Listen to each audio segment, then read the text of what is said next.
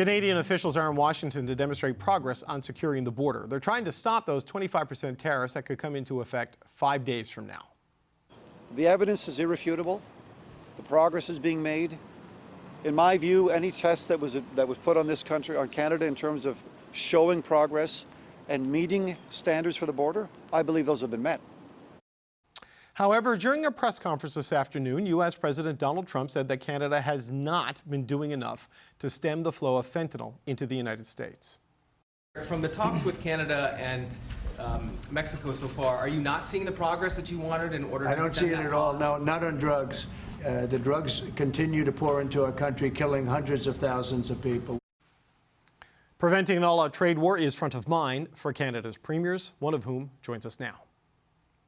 Andrew Furey is the Premier of Newfoundland and Labrador. Good to see you, sir. Well, at least for another little while, you're the Premier. Thanks for being here today. No problem. Happy to, David. So you announced you're going, but you're still on the job. You were in the call yesterday with the other premiers and the Prime Minister to discuss tariffs. Donald Trump saying, again, it looks like they're coming on the 4th, and he's seen no improvement at the border. What do you make of what the President is saying now? Look, David, from day one, back in December, I thought the President was confusing and intentionally conflating two issues that were unrelated, the tariffs and fentanyl, and he was using fentanyl specifically as an excuse to propagate his agenda of tariffs. And here we are. I've maintained the whole time that as Canadians and Americans, anytime there's an opportunity to take fentanyl off the streets, we should do so. But we shouldn't use that as an excuse, as in the President's case, to try to renegotiate a relationship between two of the largest and most friendly trading partners in the world. But that's what he's done. He uses issues, he conflates issues, he confuses issues in order to create a potentially chaotic environment and then extract value. So I think it should cause all Canadians, leaders like myself and those who were on the call the other day, to pause and reflect on what the best strategy moving forward is in dealing with the President of the United States. Well, Mark Miller, David McGuinty, and others are in Washington meeting with officials, but it's the constituency of one that matters. And you know, you said when you resigned that Donald Trump is cracked. You called him a maniac. I mean, what does that say about the chances of avoiding this entirely, whether it's Tuesday or some other future date that he just puts on the calendar?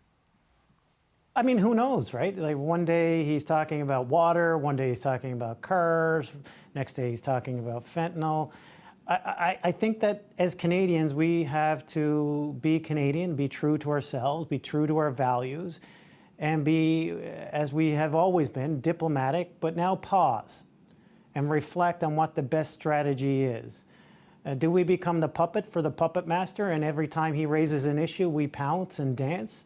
Or do we be reflective and responsive to his attacks in a proportional way, in a way that respects the history of the friendship, and more importantly, leaves an avenue towards that strong friendship in the future? I think that perhaps may be a different approach than I would have even thought about initially. But the advocacy is important.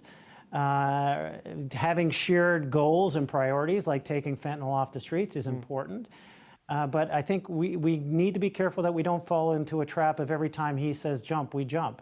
We need to make sure that we have the courage to be fearless and to protect the Canadian values and be strong in what I believe is our strong position, one of natural resources that the President of the United States will ultimately lead. But make no mistake, he has an imperialistic agenda, an expansion agenda. And I noticed today in the news, even they're talking about redrawing the borders. I mean, that is insulting to Canadians. It's offensive to Canadians. But I think it tells you what his agenda is. He's conflating issues. But now the issue of the 51st state is becoming not attached to tariffs or fentanyl. It's becoming an issue onto its own. And that's where it's going to require incredible resolve and courage of Canadians, and I believe Canadians will meet that moment. You talked about all of the instability and all of the chaos when you surprised your province, me, the country that you were leaving. How much of a factor did that play? Because I know you talked about the timing and the need to stay on and family considerations, but was Trump a real big factor in your decision not to stay on as Premier? No, not really, no. I mean, if I thought, for example, David, if I thought that this could be resolved through normal diplomatic channels and normal friendly conversations that would lead to resolution in, a month, a few days, then that may have changed my ultimate decision on when I announce. But my family and I had to remove ourselves from the decision matrix of the President of the United States, realizing that there was no way to predict what he was going to say. If he had to come out in January and said, look, we want progress by XYZ, and it will mean ABC, and it was strategic and linear, and everyone could follow the logic, then that perhaps would have changed, could have changed my family's decision about the timing of when we announced. But my family and I and me as Premier are not running away from Donald Trump. As you know, my family is partially American. My wife's American. My firstborn was born in Baltimore, Maryland, so she can be President of the United States someday. I did my surgical training down there. It's family for us, but we're never afraid of the political issue. But the context of how long and how pervasive this political issue will be did weigh on us, and it appears certainly that this is going to be at least a 4-year issue, if not a more pervasive issue in the political dialogue of the United States of America embedded in the MAGA agenda.